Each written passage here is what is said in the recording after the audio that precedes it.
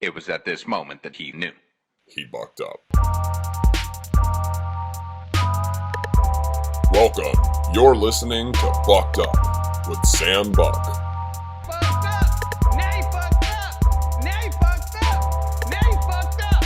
Now you have fucked up. Man, I really do appreciate you coming on. We were bumping the Babytron album the whole time right before we're setting up. Oh yeah, hell yeah. Man, those beats that you have on there are those are my favorite beats. You have like the coolest samples. Oh yeah, I did the Office. I did the Mermaid Man and Barnacle Boy one. Yeah. The Mermaid Man and Barnacle. I'm a big fan of Since '99, so that track was amazing. No shit, yeah. Yeah.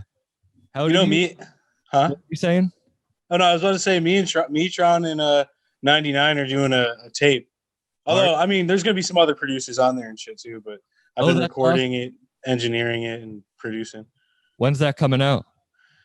We don't really got a date for it. We just been like kind of plugging along with it, just trying to get in the studio and just making whatever we can.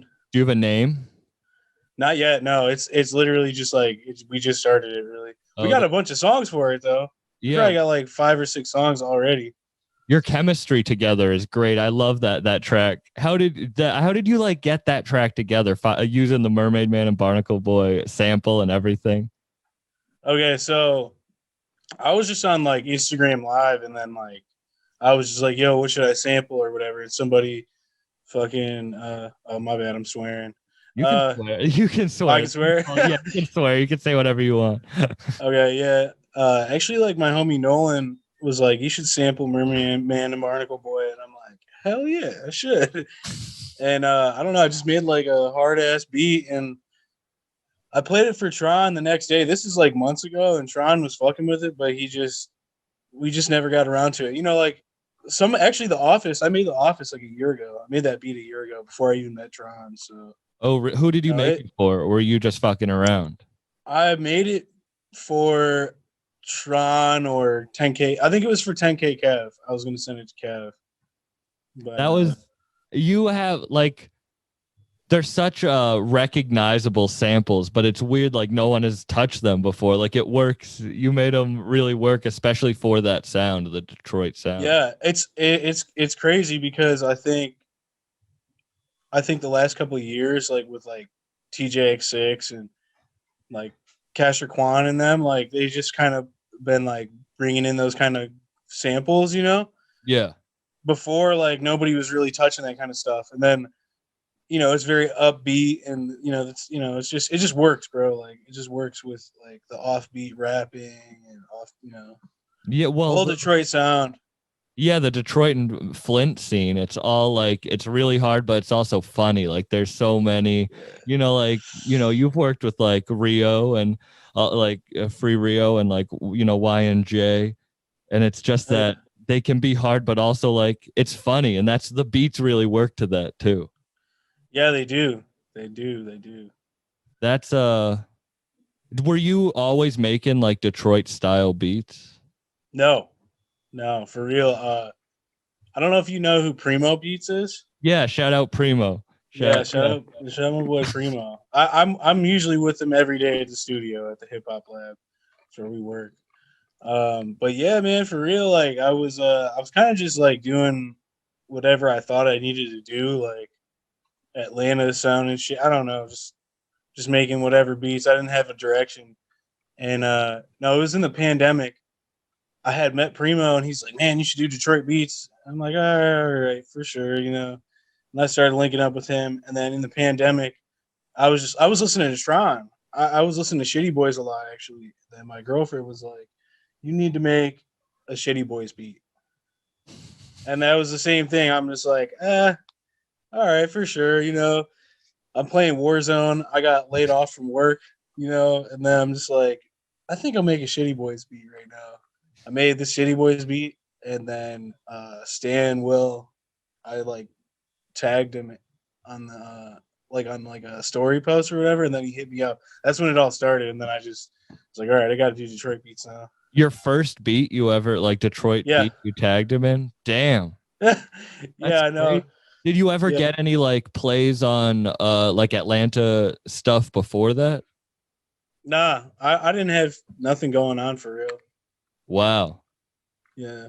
And what made you like start you said you're from Michigan. What made you like start listening to like Shitty Boys? How did you find them?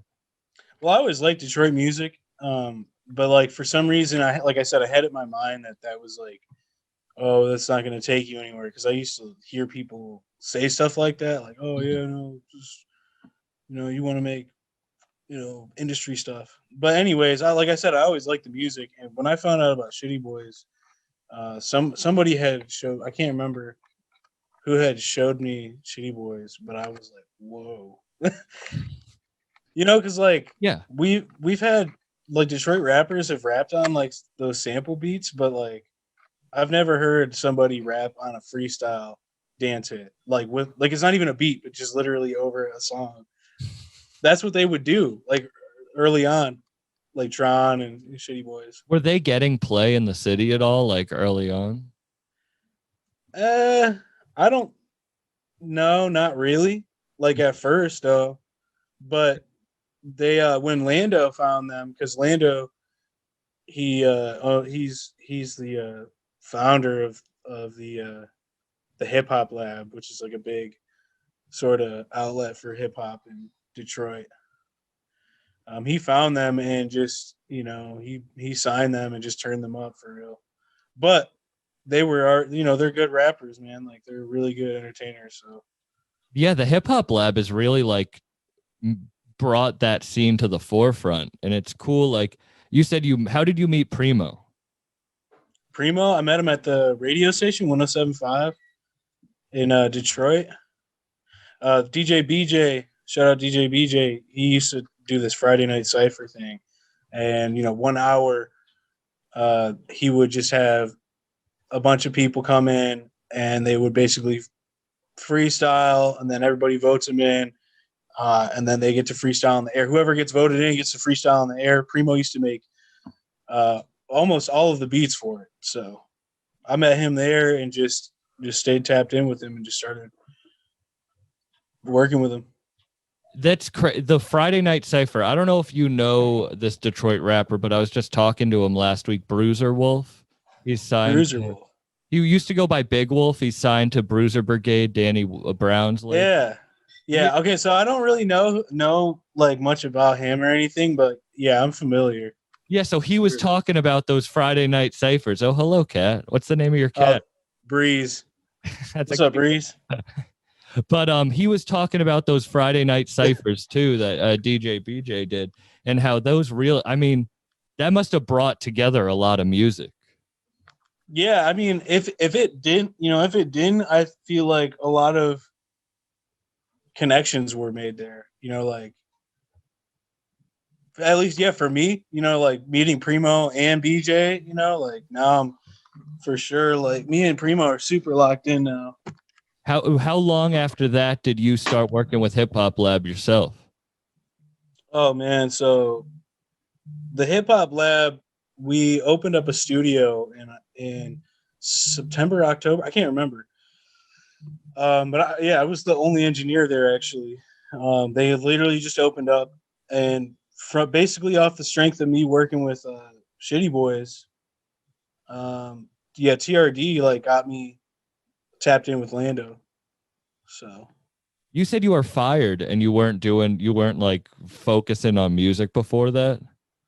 What were you doing before that? Okay, man, like, well, honestly, bro, like I was like 2018 to 2019, I was in jail for like a year for weed. I got caught with some weed, and like I just had like a criminal like record before, so like they gave me a year. I had like a really tough judge. I don't know, bro. Like I had been making music for a while, and I'm like I wanted to be a producer, but I just didn't really know how to go about it, and I was kind of just like fucking around. I had like random ass jobs, just like bouncing around, and I got laid off. Like I got laid off because of coronavirus, so that was like a blessing. Yeah, right. And then, but I was doing tile work, bro. Bro, this shit was. I'm not hating on nobody that does that, man, but holy shit. But you knew how to, like, you were before all that, were learning how to engineer and do all that stuff. Well, yeah, producing, yeah, for sure. Yeah. Yeah, for years I had been on and off doing it and like learning how to make beats, and I started getting actually pretty good at it. And but engineering wise, I started engineering because Shitty Boys, because I was paying to get them in the studio so I could cut more records with them. It's like I didn't really know how to go about it. I'm like, I'm gonna just make all these beats, get them at the studio, and do it or whatever. And then I was like, I'm not trying to pay for this anymore. I'm about to just learn how to do this shit. And I wasn't very good at it, But that kind of works to the music style. Like the, you know what, like the, it kind of works as the do it yourself DIY. Like, I know it's not first take, but like listening to like Y and J talk about how he records music, it is very like spur of the moment. It's not like spend a lot of time on one track. oh yeah, they don't really, not even videos. They don't even really do that with videos. You know, some people. I mean, I would say probably nowadays a lot of people just kind of do one or two scenes in a video. They don't really do anything cinematic or anything, but they're for sure like that. They don't write anything. Were you focusing on music at all, like heavily before you got locked up? Like, were you doing it? Uh, Not really. I was focused on like dumbass shit, Yeah, yeah. like like scamming and selling drugs. Yeah.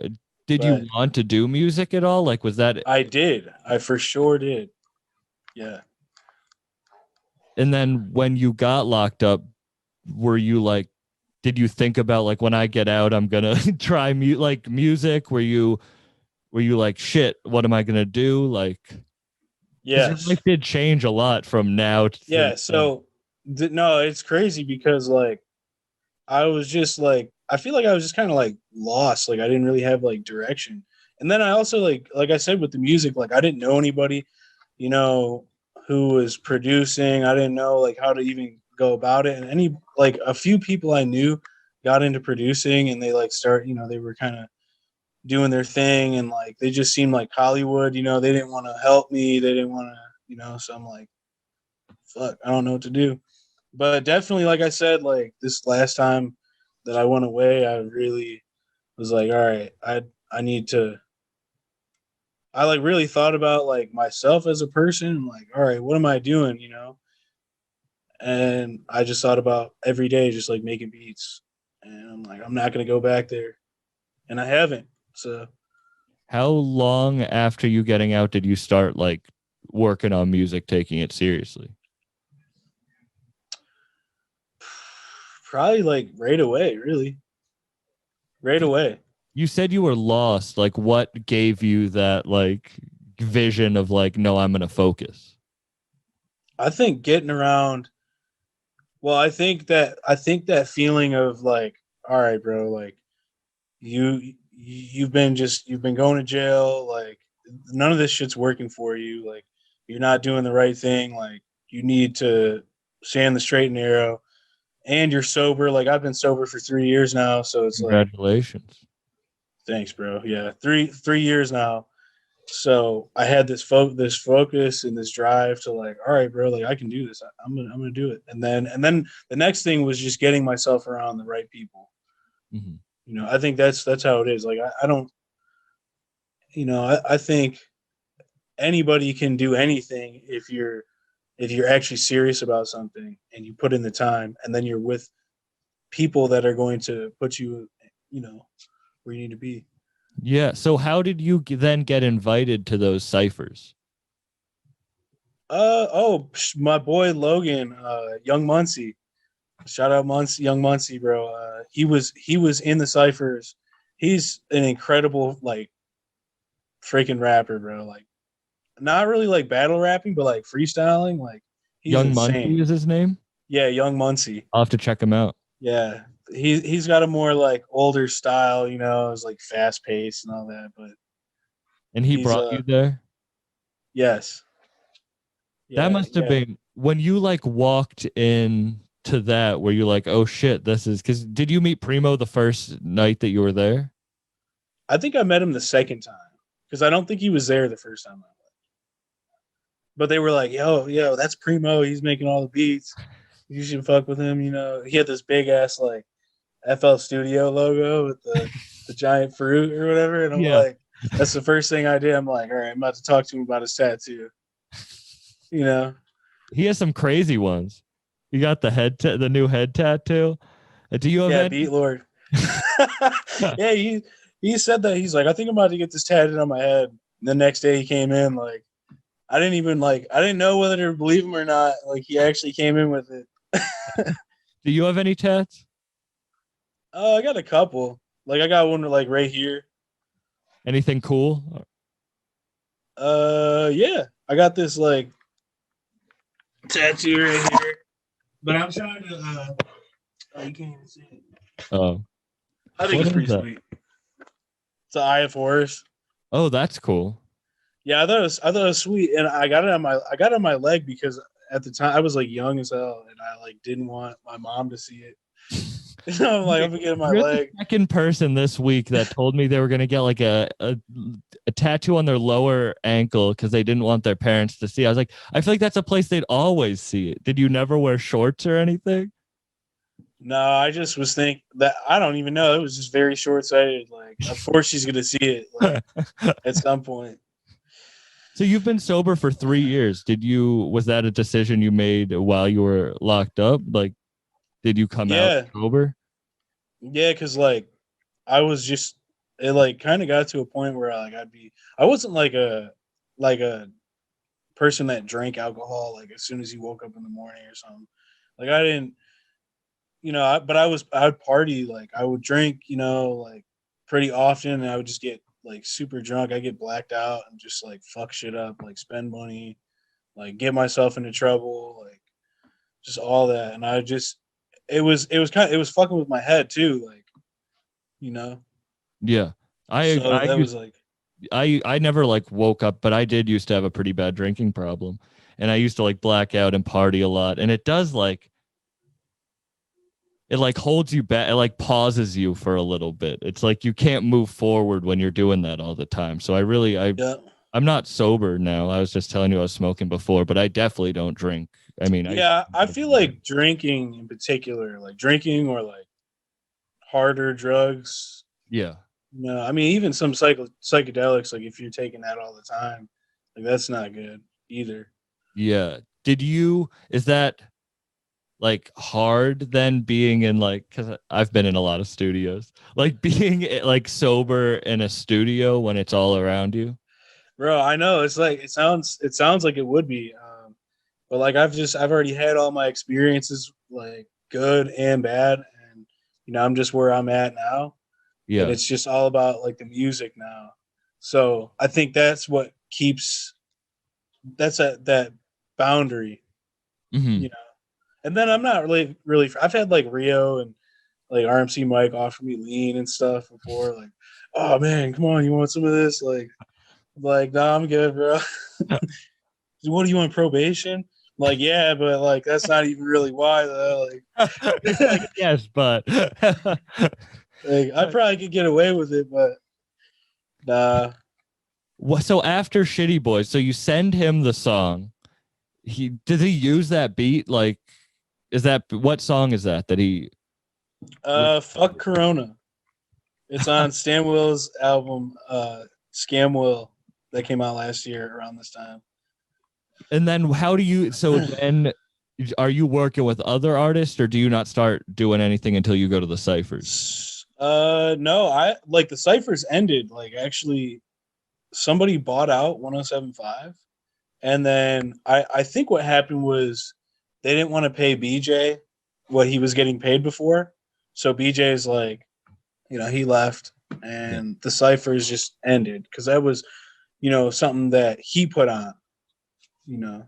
Mm-hmm. So literally that was just done, probably like sometime in like I think it was like October or November. Like it was actually before Like, 2020.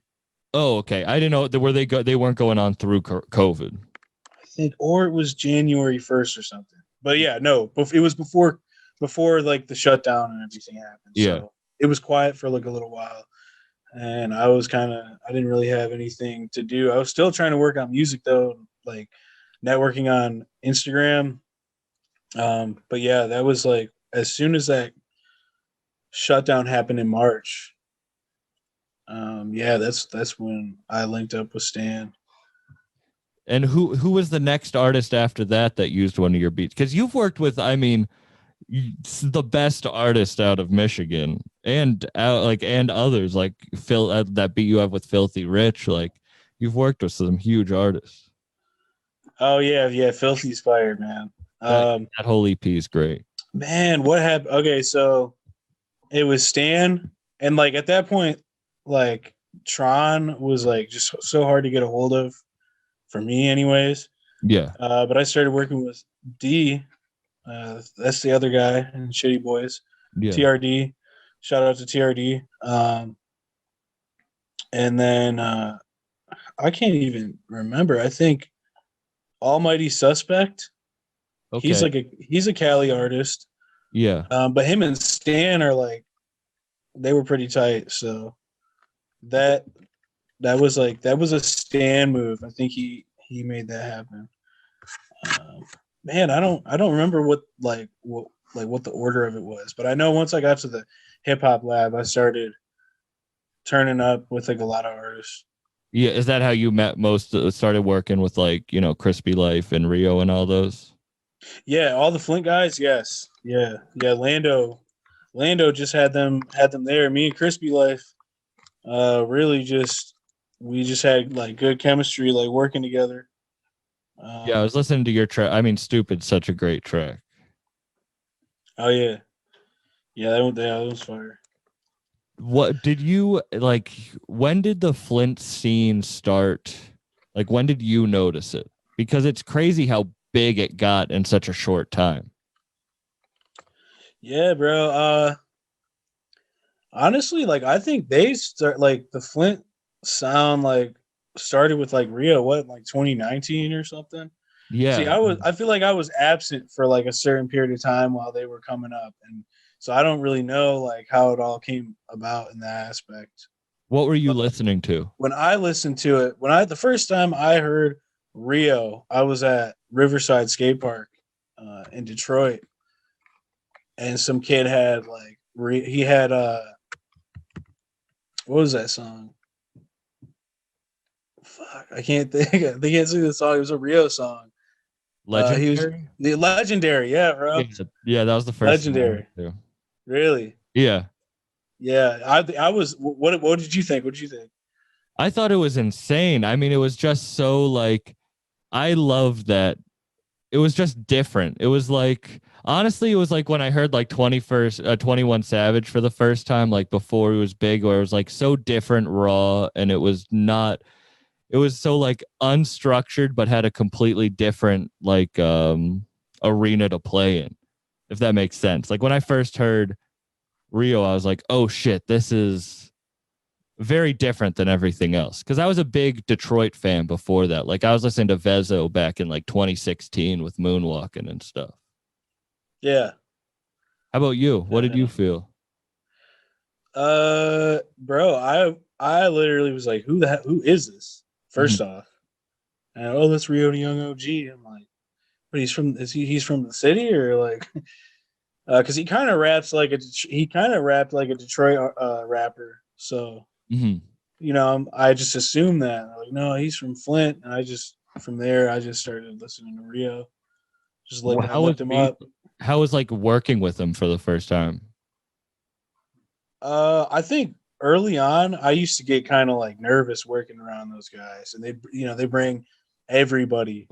Everybody's in the studio, and there's like 50 blunts in rotation, and like Rio's like, I'm like sitting there like, what's up? Like he's running around in different rooms and like not even recording, and that's just how he is. Like he might just be like messing around for a little while, and then as soon as he gets in the booth, he's just like Yeah. quick, so quick. Like, but he's a solid dude, bro. Like he was really cool and like respectful. That's one thing I can say about Rio. Like, there's not a lot of people do this, but like, he comes in, he makes a mess. Like, he's like, "Where's the broom? Where's the mop?" Like, or like when he leaves, he cleans up That's dope. Yeah. after himself. Yeah. So he's very respectful, uh, and super like chill and down to earth. Always super high though. Really, really fucked up. I mean, I feel like I could have guessed that. He talks about it a lot. But so what were you said you were kind of like black. What were you listening to like in 2018, 2017? 2017, 18. Man, I was listening to like Lil Uzi and like Lil Uzi a lot in 2017. Yeah. And then Playboy Cardi a lot. How do you feel about Whole Lotta Red? I feel like it was kind of a disappointment to me. I didn't think it was as bad as people say it is. When I first listened to it, I was like, this is dog shit. But within the past month, I've gone back and I've listened to it so many times now. I actually do fuck with it. Like, yeah, but sometimes that's how please. an album is, or like a song is. Like, you're like, I don't like this, but then you listen to it and it grows on you. Yeah. That's how I actually first felt about like the Flint. Like when I first heard TJ, I was like, probably how a lot of people are here when you hear him. Like, Man, what the fuck is this? You're like, what is this? Like, bro, he's not even rapping on beat. Like, he's just literally saying anything. Like, but it's hilarious. It's hilarious, isn't it though? Yeah, like I'm a stand-up comedian, so like I enjoy the like funniness of bars too. Like I always It's gotta be entertaining, bro. Yeah. I mean, there's only so much like hardcore, like gangster, like shit I can listen to, like gotta have something that's funny too. Like, do you listen to anything like different, like not expected? Oh, bro, like low key, I haven't been listening to like anything but rap lately this last year. I mean, even in jazz music, like I'll listen to like jazz music sometimes. Yeah, I fuck with jazz, but I mean, even in rap, like, are there like pockets of rap that you like that people wouldn't expect? Man, I don't know. I mean, I honestly just been listening to like a lot of Detroit music. Like I've been it's crazy into that right now. Yeah, it's crazy how many different sounds there are in Detroit. Like how many different styles there are in Detroit. Because you got like T Grizzly, you got like Sada Baby, you got Boldy James, you got Danny Brown, you got like the Hip Hop Lab, like that sound. There's just so many different. You got Big Sean, you got like Royce. There's so many different sounds. Yeah, and I mean, like Boldy James and Danny Brown are just. You got Boldy James, who's like, I feel like he raps over like a lot of the boom bap kind of sort of style beats, maybe. Yeah, he's a Griselda. So I love Griselda. So yeah, he does that. He's fire. Yeah. I fuck with Boldy James. I would love to. I'd love to link up with him and produce some shit for him. That'd be insane because he has worked with TJ a few times. Yeah, TJ. He was on TJ's new album with Lex Luger. Yeah, and they also did a track with The Alchemist too. Oh yeah, they did. Yeah, Alchemist does a lot of his beats. Yeah. I was just in Buffalo for the Griselda stuff. Is that where he's from? No. Alchemist? No, Alchemist is from LA, I think. Oh, okay. But he just linked up with the Griselda guys, and then Boldy linked up because he was signed to Mass Appeal for so long. Right, yeah. That's out of New York then. Yeah. Mass Appeal, yeah. That's Nas. They fucked him over so bad. Yeah, they shelved him, didn't they? Yeah, and they made him put out all these like kind of trappier albums, and they're all like not good. He needs to be rapping over the stuff he raps over now. Like, And you know what's crazy about that is like I feel like nowadays, you know, there's with the internet and everything, like you really can just stay in your lane and and you can have a fan base. mhm. You don't have to be like appealing to the mainstream sound necessarily. Whatever mainstream is, like if it's you know what I mean? Yeah. How long did It's your crazy that labels want to make you do stuff like that. It's like you don't want to take him out like completely out of his element to where people don't really like it. It's unauthentic. the label, but labels I don't think know really what, like, it shows that the independent stuff is working the best. I mean, look at we said Griselda, like Griselda, or look at what's happening in Detroit, or like, or even like down south. If you look at like Young Dolph and Key Glock, like a lot of the independent shit is what is more authentic, and that's what people are going towards.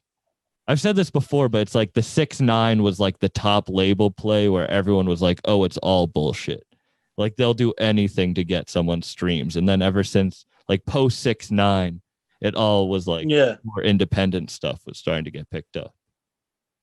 Yeah, I feel like it was picking up even before then too, wasn't it? I mean, with Migos were independent for a while. Yeah, but then they sold out with QC. Like QC was kind of independent in like 2012, 2013, but then they just became like another big label. You know what I mean? Yeah, I mean, you know, when like the money's there, like, what are you gonna do?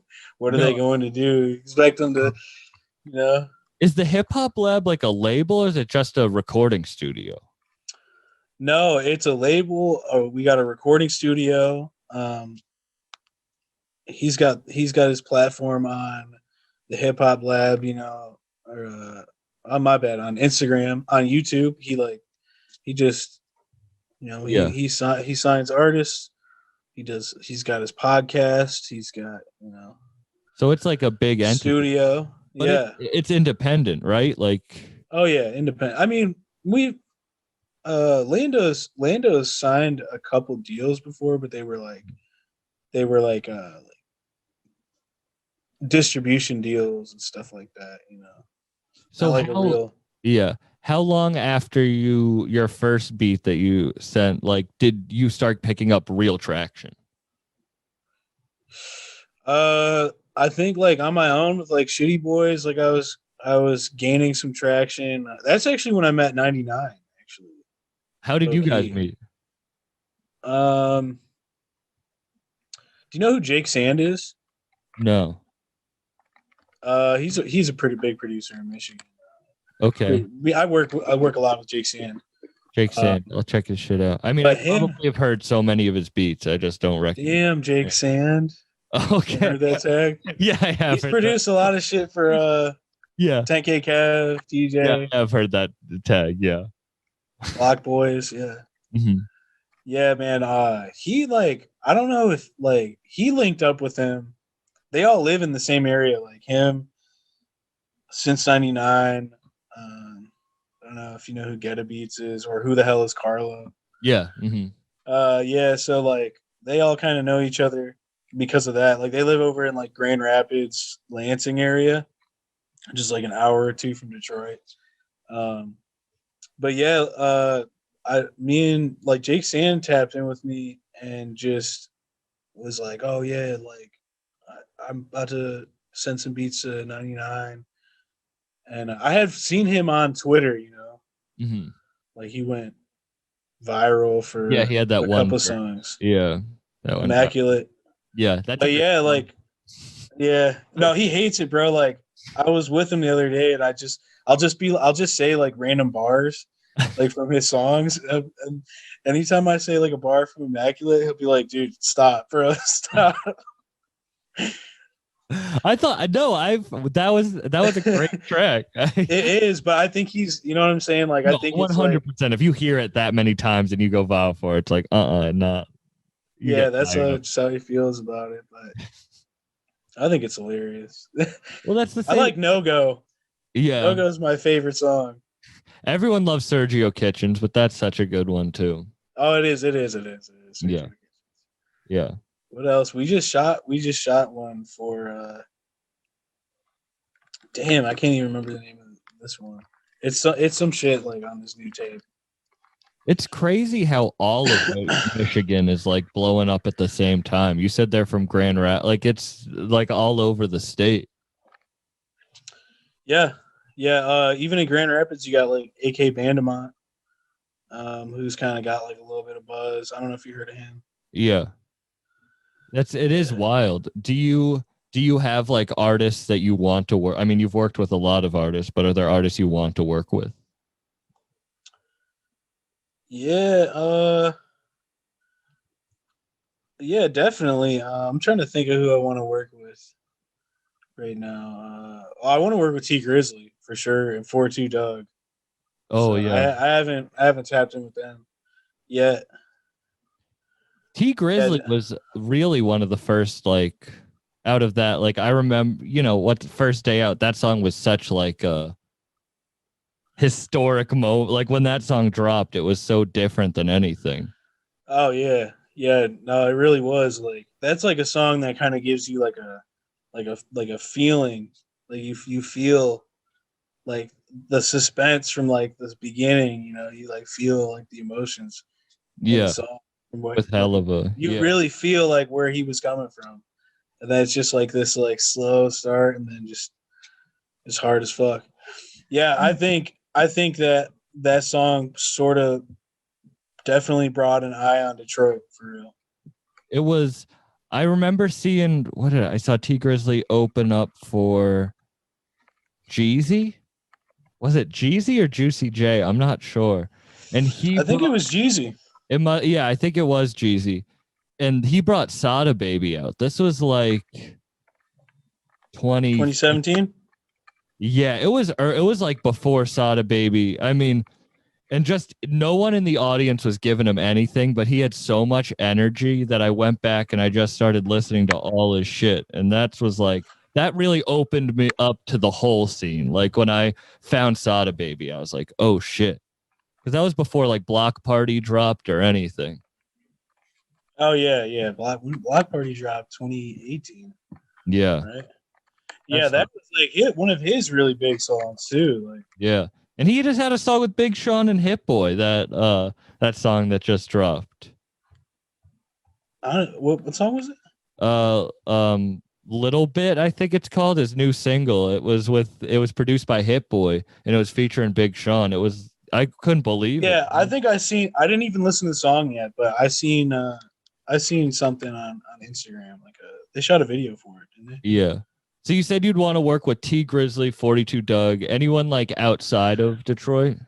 You said Boldy James too. You'd want to work with Oh him. yeah, Boldy James. That would be sweet. Like just because I used to listen to his music a lot. And outside,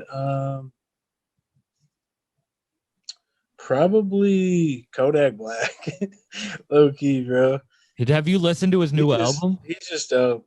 No, I haven't. Oh, it's actually like one of his best. I'm not lying. Like I it's need to. so I need good. to. I haven't been listening to I haven't really had a chance to listen to a lot of music like outside of like in the mainstream. Like Yeah. Do you get outside of burnt Detroit. out? Because it's kind of like snowballed over this past year to like you're actually have like a music career now. Like do you feel Yeah. like burnt out?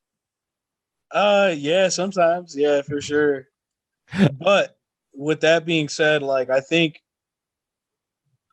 like a solution for that has been like I've been trying to like eat healthier and like just cut down on caffeine and like little things, get a little bit more sleep, like that's super important. Like I wasn't getting that shit at all. So I was feeling burnt out for a little bit, but No, what do you do? Like, do you have like a routine? Like, are you cutting like a diet? What are you doing to become healthier? well I started keto like last week and I was doing that on and off. Um not like for like a long-term thing, but just to cut the weight that I had put on. Mm-hmm. Because I was just like, that studio lifestyle, bro. Like just Yeah. DoorDash, like So it's the comedian DoorDash life, bro. Like, yeah, exactly. I know, yeah, you know exactly what I'm talking about. You're like on the road, you're Yeah, out. going to bars, just eating shitty food all the time. Yeah. You have Yeah, to make like a conscious effort to be healthy, and it sucks. I've never done keto. Do it you like it? does. Yeah, actually, it's straight. Like you might think, like, oh man, like I can't eat bread, I can't have sugar. Like, what am I gonna eat? You know, like, but you figure out little things. You figure out like little recipes and stuff that you end up liking, and it's good for you. Like, I mean, there's a way you could do keto that's not good for you too. So Yeah, I try to cut out like I lost like 60 pounds over quarantine. I really, yeah, I fluctuate in weight, but I've always been like a bigger person. So I like bro, try that is to so hard to believe, bro. I don't believe it. No, it's true that over quarantine I lost like 60 pounds, but it was because I wasn't out every night like going to shows. Like Right. I had time to like focus on losing weight. And now like shit's opening back up, and like last night I was at a bar and I didn't want to like a Caesar salad, so I got like unhealthy food, and then it's like shit, Right. like I You just want the ate unhealthy. burger. Exactly, and it's like shit, I just ate unhealthy, and I don't want to go back to gaining all that weight. No, yeah. I don't know. I know like I had just been feeling like shit. So And it's mind and like if your body's fucked up, your mind's not going to be running straight. Like you feel like that? yeah, if I take a so today it's like 95 out, and I've been so lazy the past 2 weeks. I haven't done anything. But I woke up, I was like, I don't give a fuck. I'm gonna go out. I hit golf balls and I ran 2 miles just to like get a workout in. And I felt so much better. Like I was feeling so depressed this last week over whatever life shit. But just the Yeah. working out, like I was like, oh, this is why I do it every day. Yo, like that, like real talk, bro. Actually, that shit right there, like working out, like I feel like depression is real and like, anxiety and all that stuff. It's real. Like, I don't know. I've experienced a lot of that stuff. Yeah. But like when you're sitting and you're sedentary, like it's not gonna help that. If No. it doesn't make it worse, it's definitely not helping that. So, everybody's got time to do 30 minutes of like a 30-minute workout every day. Yeah, and breaking a sweat, like I feel like I don't know, I feel like it makes my day easier when I do something hard for myself. Cuz then if I'll like oh, I'm lazy, I have a PS5. If I'm like I was like if I just play PS5 for a couple hours, I'll feel like shit. Like I don't know. I feel like I have to be productive, like or the depression like creep. Yeah, You that's how know? I get, bro. I get depressed. Like if I play video games, like I just got Escape from Tarkov on PC. Yeah. That game is just extremely hard, but time consuming. And I just like I have a sense of guilt. Like, man, you better better get off the game, bro. You better start making some beats. Like, Yeah. But that's what Primo, I mean, that's what he talks about is like never just keep pushing, just keep making yeah, like if you can outwork anyone, then like that's what success is. It's not like talent, it's like can you outwork everyone? yeah, I believe that because like, all right, I know my beats are pretty good, and I'm not saying that in like a egotistical way. I think they're pretty good, but I look to some other producers like, damn, like you're so good. Like, how did you do that? Like, Yeah. so at the end of the day, I mean, I know I'm not the best producer, I know I'm good, but I know there's people that are way better than me too. So, I know what got me to where I am, and I'm not even where I want to be, but it was just from really grinding. Like that's how you got to do. You just got to do it every day. Do Who do something you every day. Yeah, what producers do you look up to? Oh man, like Detroit producers, man, Rocane, uh, hell of a shit, 1-800, uh, man, I'm trying to. There's so many hard producers in Yeah, Detroit. there really are. It's and I mean even Primo. I mean, I know you work with him, but like Yeah, it's yeah. cool that you Actually, guys can Primo's definitely kind of, in some ways, like mentored me. So I could definitely say I've looked up to him. Maybe my style wasn't really the way Primo, like his beats are, like my style wasn't directly influenced, but definitely, just his like personality and just him just always he just always got some positive to say or like some good knowledge. I've learned a lot of shit from him. Yeah. Did you have any? This sounds like such a weird question, but I didn't have any like positive influences really, like on whether it be taking care of myself or like following my passions, but in a way that is beneficial or like being happy, any of that shit. Like I had to like find it on my own. And that's why like right now I'm focusing on it because I didn't build those like synapses in my brain.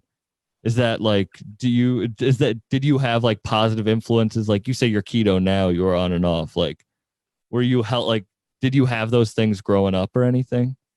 Well, I mean, my mom always was like eating healthy, but like the keto thing, like that's some shit I think I found online. Like I was just looking into shit, like, because yeah, there was like a point in time where I'm like, well, how am I about to lose like weight? Because I started gaining weight.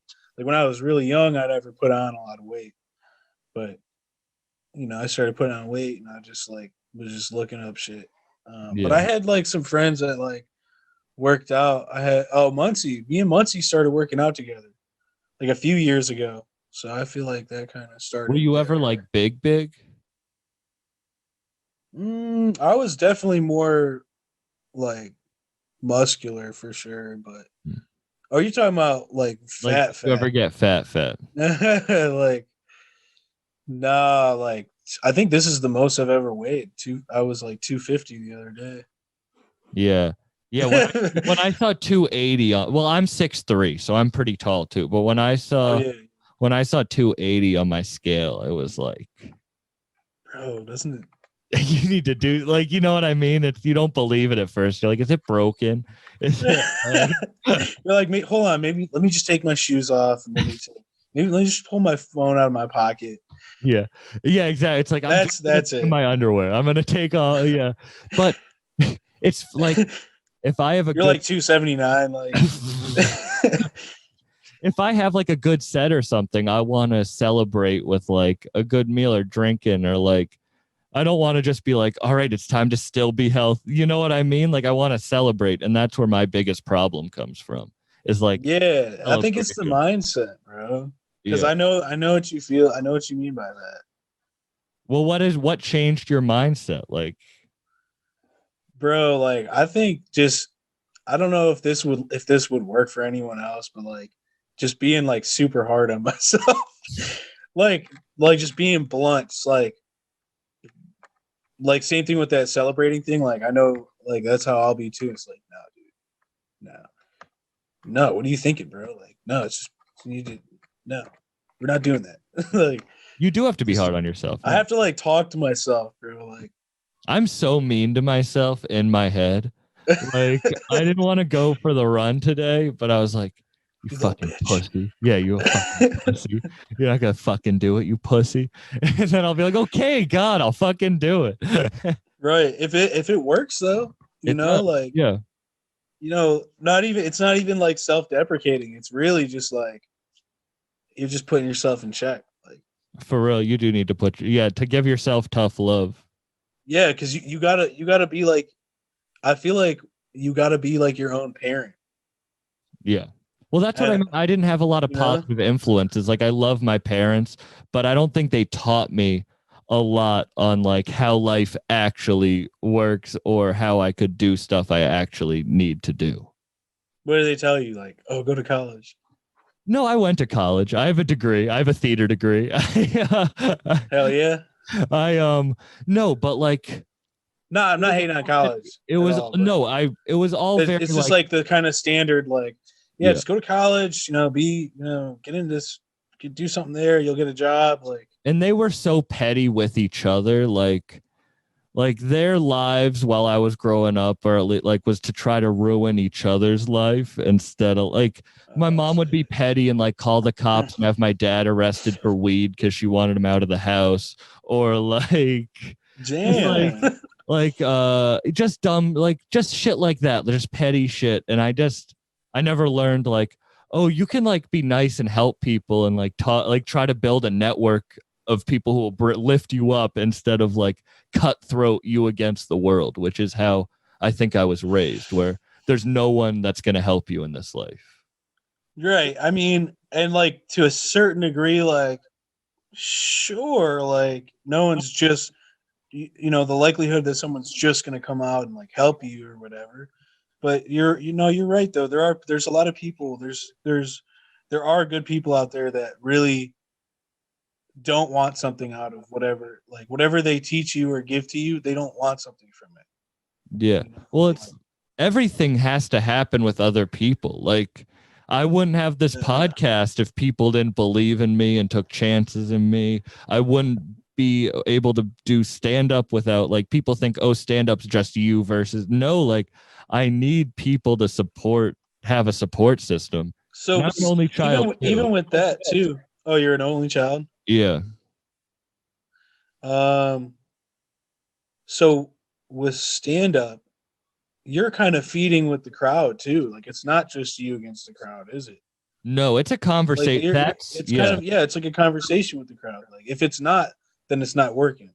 Right. I mean, I used to do this. It's something you learn is you're not just reading a script. Like you really do have to react to how the audience reacts. You can't just keep going with what you want to do.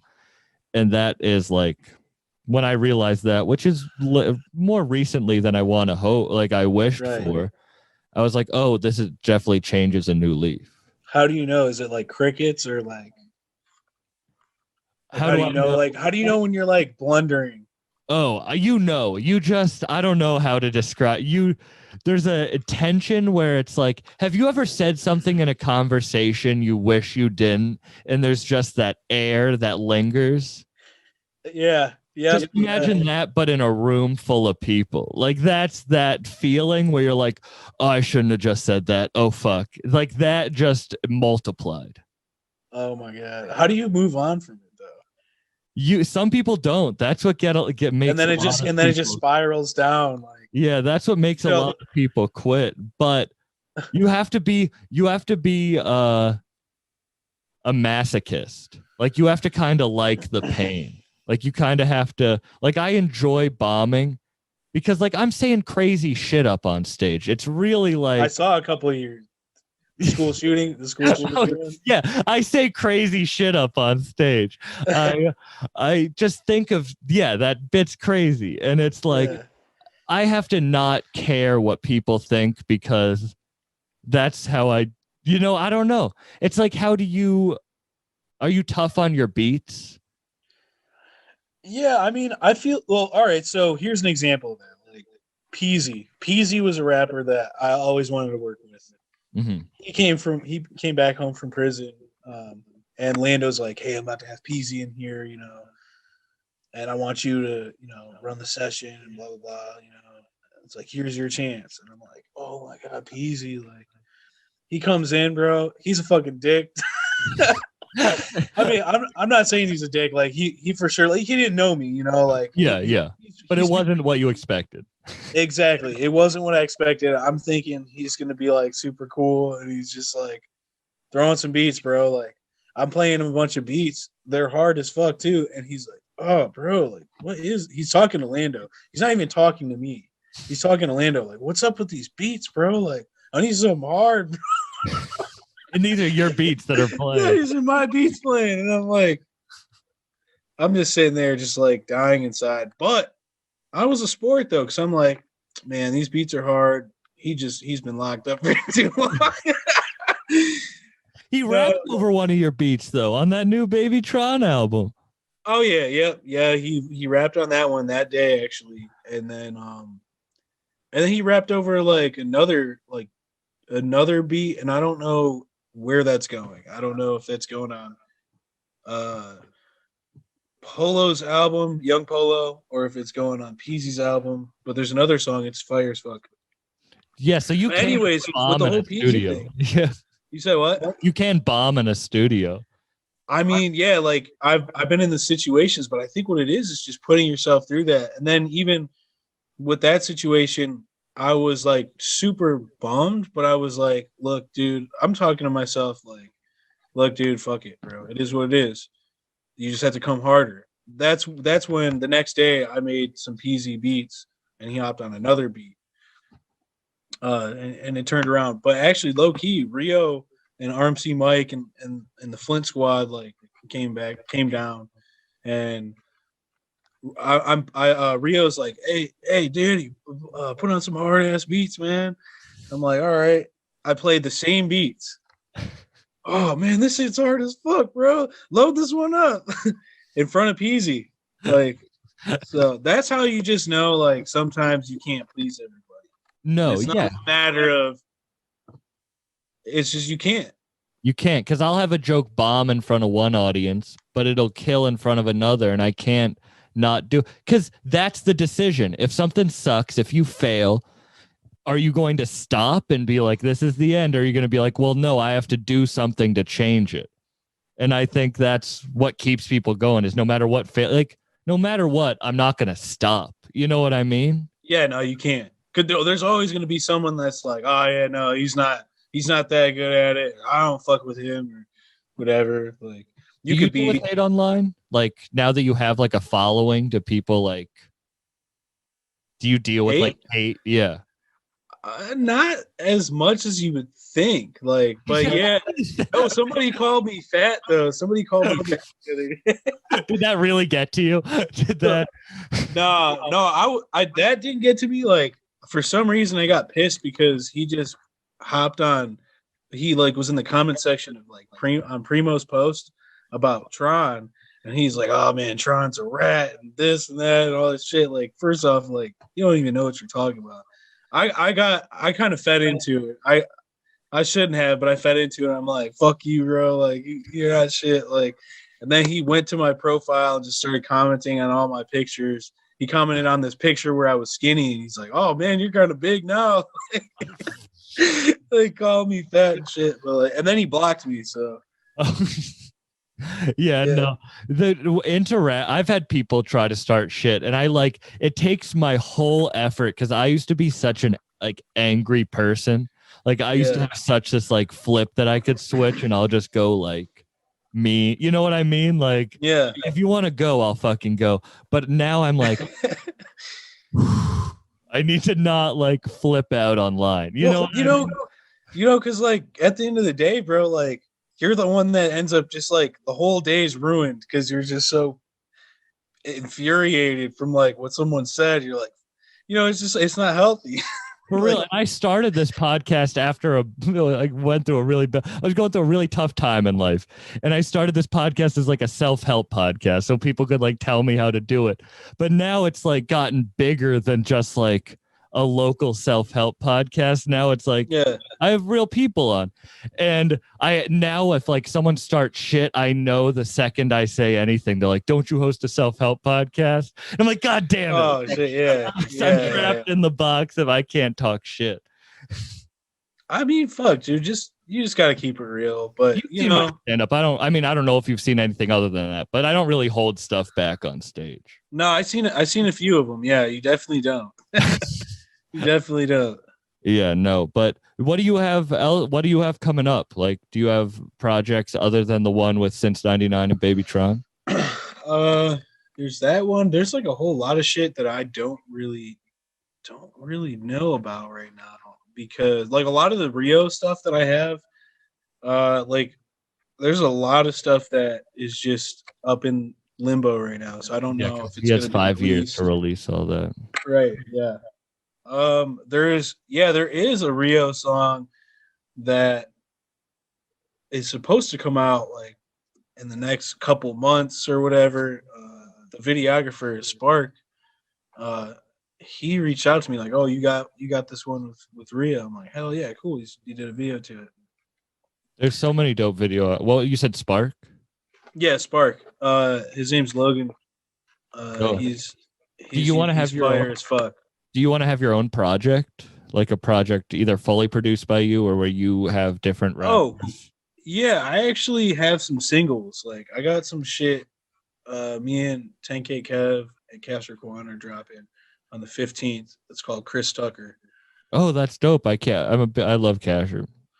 Yeah, that's dropping on the 15th. And then I got a bunch of stuff that I'm kind of saving for like a tape. But I haven't, I just been kind of just grinding, so I haven't really I kind of put that on the back burner. Yeah, because you're focused. You have to like grow, and you have, the hip hop lab that you're working with, and they're growing. So yeah. Thank you for coming on, man. I really appreciate it. Yeah, I appreciate it, man. No, this was great. And also Kid L was saying hi. He was saying to shout you out. Shout out Kid L. But I was just talking to him before this. Oh yeah, Kid L's dope, bro. He is. What do you have coming with Y&J? I don't even know the names of the songs, but it's him. Both of the songs are him, Louis Ray, and RMC Mike. So. Oh, those are gonna be amazing. Yeah, they're hard as fuck, man. I wish I probably could play them for you. Yeah? We probably don't have time, do we? No, you can play them. Yeah, let me see if I got them. I got them. Hey, Sam, you might have to give permission. Can I It's possible if you send them to me, I can just integrate them into the episode, and then it will sound a lot better if that's possible. Shit, wait, I don't have permission. Oh, yeah, no, that's probably. I shouldn't be doing that. Yeah, no, I would. That would be sweet though. I would love to hear it though. We can do not recording, but I do want to hear that at the same time. No, I'll tap in with you, bro. I'll share some shit with you. Thank you very much. What's your social media for people to find you? Danny G _beats. Awesome, man. Thank you. I really appreciate you coming on, and everyone go check out all your stuff. You have 4 tracks on the new Babytron album. Do you have any other? Like five or 6. Are you on any other albums soon coming out? Or just came out? I was just on Grindhard E's album. I was on RMC. Man, I don't even know. It's so hard to keep track of everything. Yeah, you're making so much, and there's so much music coming out right now. Yeah, you'll for sure you'll hear my tag. Yeah, follow him on Instagram, and you post what shit you'll be on too. Yeah, I'm always posting shit. All right, thanks everyone for listening.